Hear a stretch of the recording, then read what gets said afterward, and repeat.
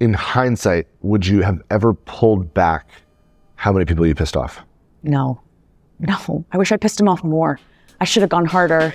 I am thrilled to welcome to the channel a remarkable individual who is making a significant impact in New York City, my friend, Eliza Orlins. Eliza is not only a Manhattan public defender, but she's also an outspoken advocate for our city's most vulnerable. For over a decade, she has tirelessly represented over 3,000 New Yorkers who would have otherwise been left without legal representation. Eliza has earned a well-deserved reputation as a relentless champion for the underdog. She fearlessly fights for justice on behalf of those our system overlooks. In 2020, Eliza announced her candidacy for Manhattan District Attorney with the vision to transform the criminal justice system and create a safer New York for everyone. She and I had the chance to work together during that time as her grassroots campaign took the city by storm. While she didn't win, her policies and her campaign's continued tenacity keeps New York City's elected officials on their toes even to this day.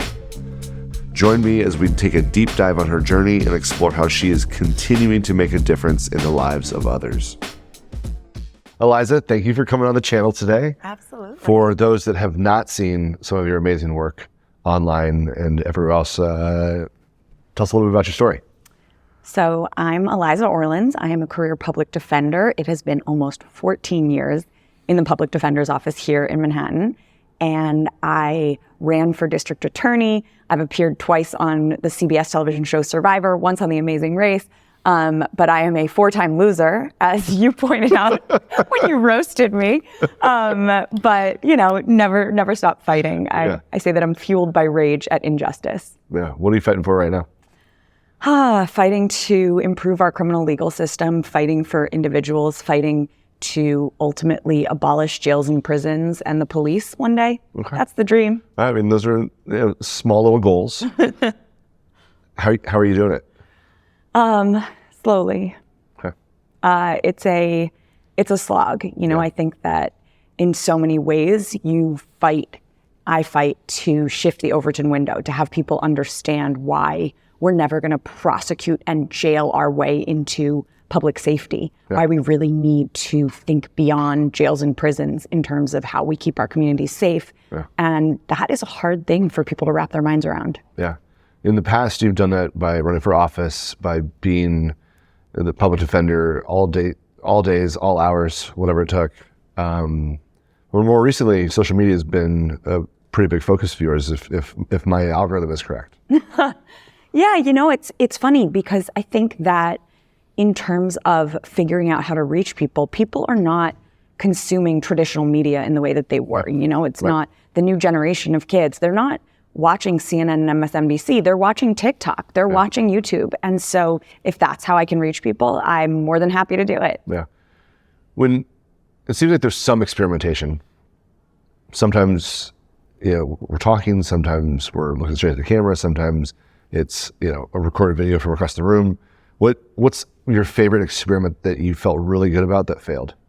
Ooh, that failed, huh? I think it's funny.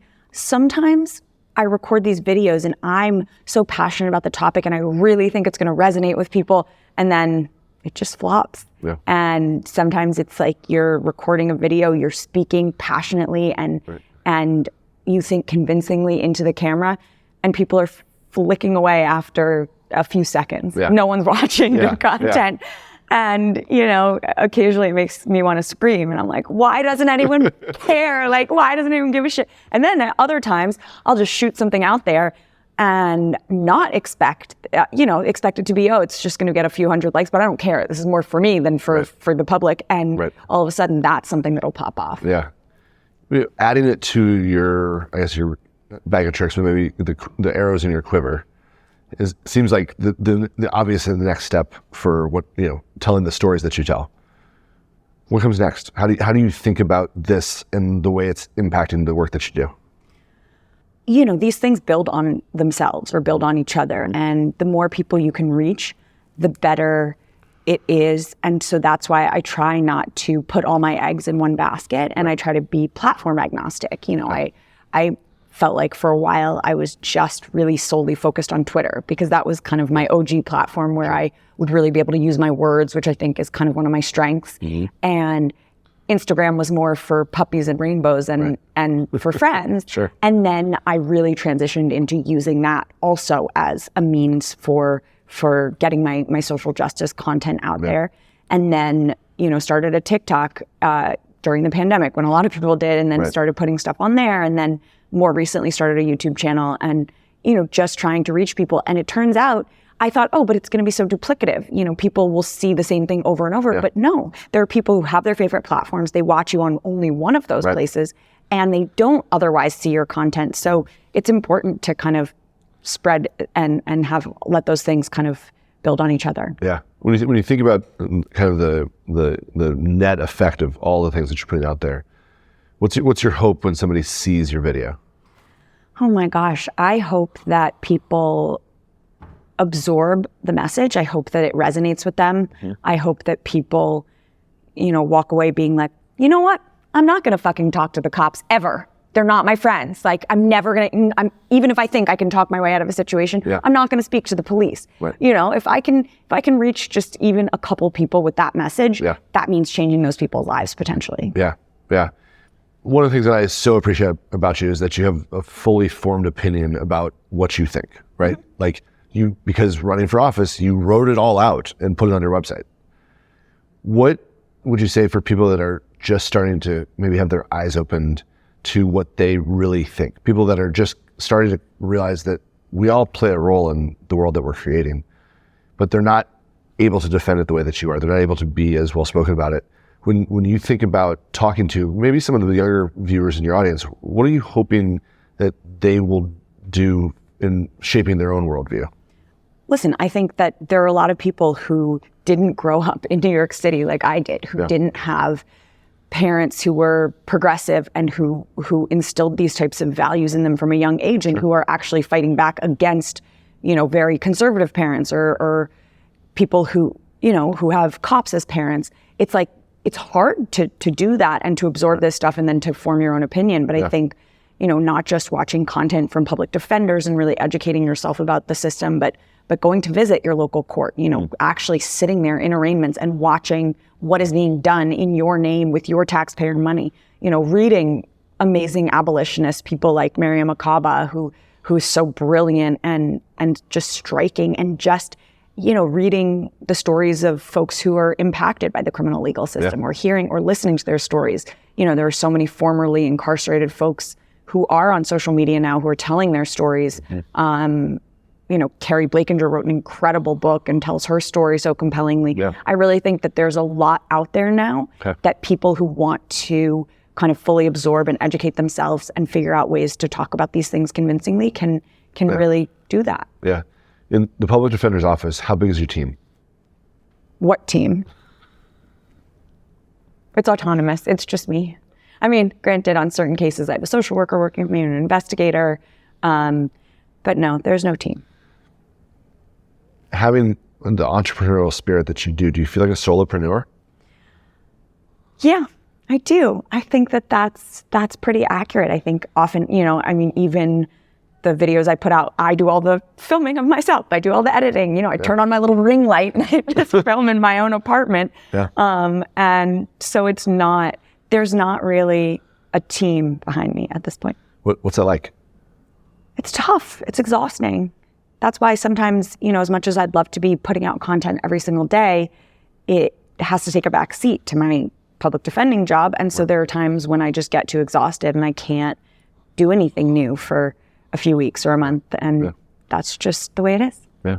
So you also have a life and friends and things that you're trying to do above and beyond that. But when you were running your campaign, your team got up to how big? Oh my gosh. Huge, including our volunteers. I mean, we had hundreds of people. Yeah. And you were leading that. So going from, because during Eliza's campaign, we had the chance to work together a lot. And going from being the CEO of the campaign to then back to the public defender's office, what was the biggest transition for you? It's funny because when I had someone else creating my schedule, there were no off moments. every waking hour was consumed by something, even if that something was, Eliza, take a freaking break, like stop working for an hour, go eat a meal, forced rest periods.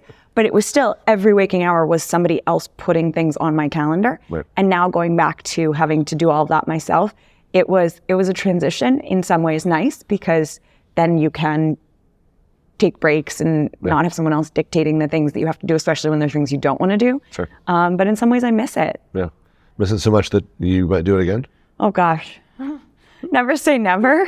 But, I think the thing that I can acknowledge is that it wasn't close. It wasn't a near miss. It's people weren't ready for a candidate like me to run an office like the Manhattan District Attorney's Office. Yeah.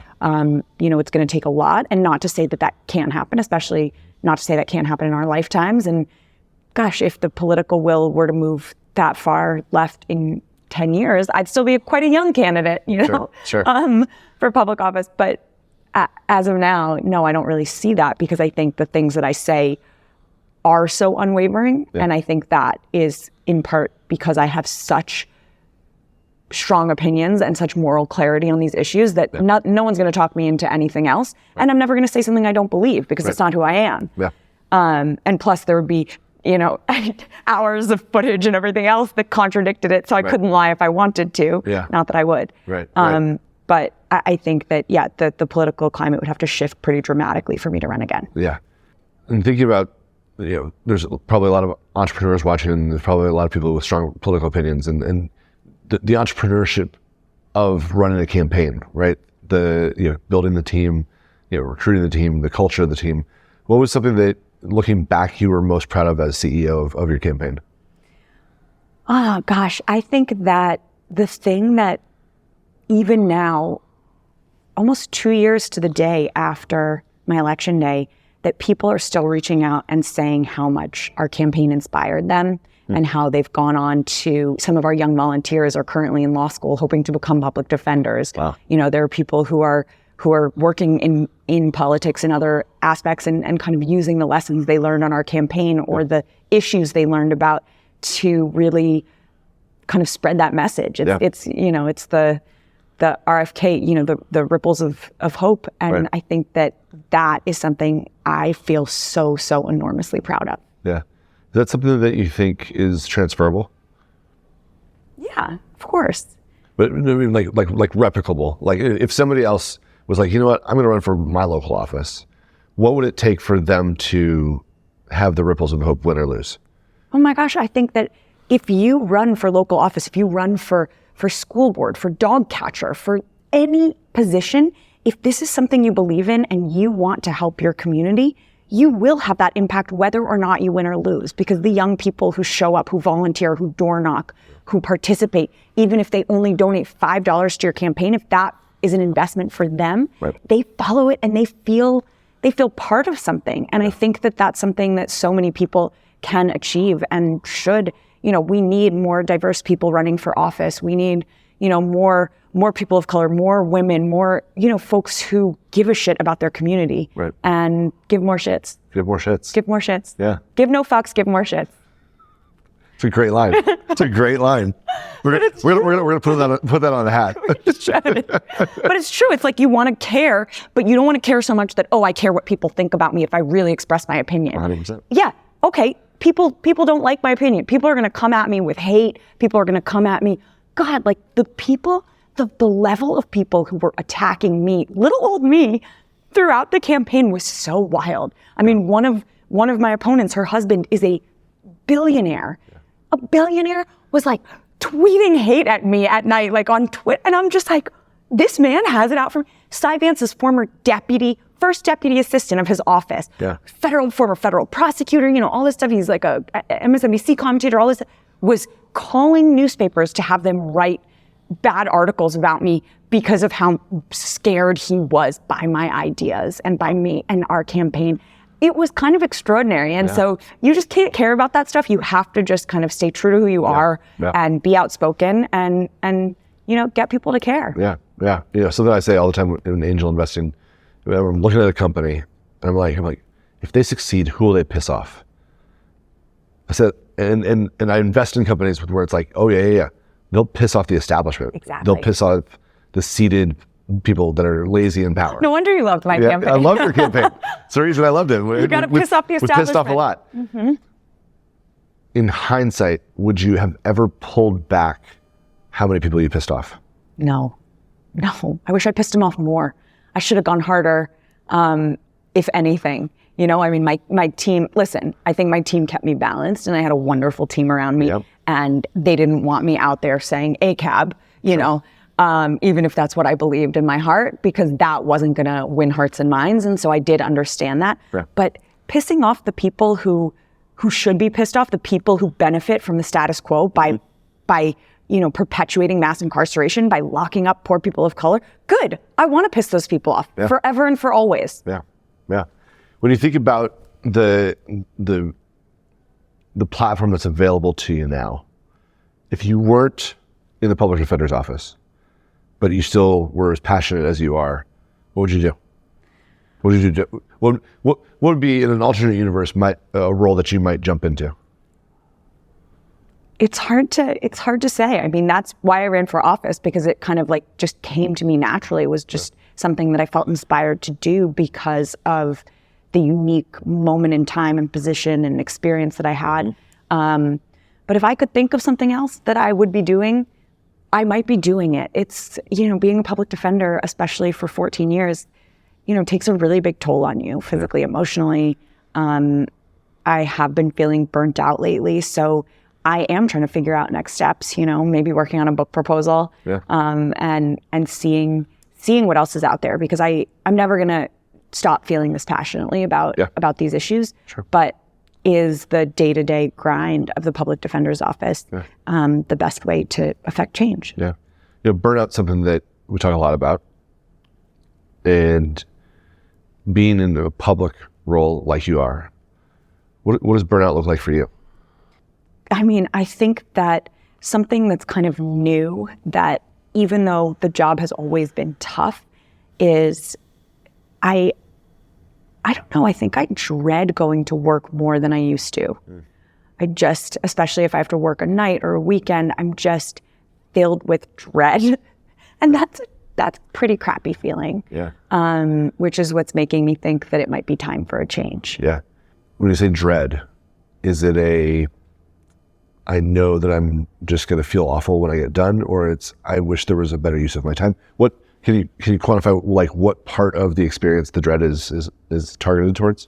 I think it's that, that and listen, I had been feeling like this for some time, which also precipitated the run for office, but it's like I am a cog. I'm an enabler. This system doesn't work without public defenders legitimizing it. I stand next to my clients and judges sit there and say, oh, see, look, you're getting fair representation. You have an excellent lawyer next to you. So the system is fair, but it's not. And oftentimes I can't even do much to, the cases where my presence makes a difference are few and far between. It's a small percentage. And mostly I'm just a cog that enables the system to continue to grind people up. And there's not much I can do to stop it. Even, throwing my body in between them and this oppressive system doesn't necessarily change it. Yeah. And so I think it just leads to almost a feeling of hopelessness in some ways. Is that new? Kind of. I mean, I've always sort of felt this way, but I kind of imagined that it would get better, especially with Cy Vance no longer being there. Sure. And, Alvin really sold this false promise of what it might be like under a different administration. Yeah. But it feels similar? Same, if not worse. Because I think expectations are everything. So, when you expect something's going to get better and then it doesn't, it almost feels worse than when it was just bad to begin with. Right. The devil you know versus the devil you don't. Right. When you think about making a decision like that, I'm not saying that you're making that decision, but just it being a possibility. What's your process for? That's a pretty big decision. Yeah, no kidding. I mean, being a public defender is so much of my identity.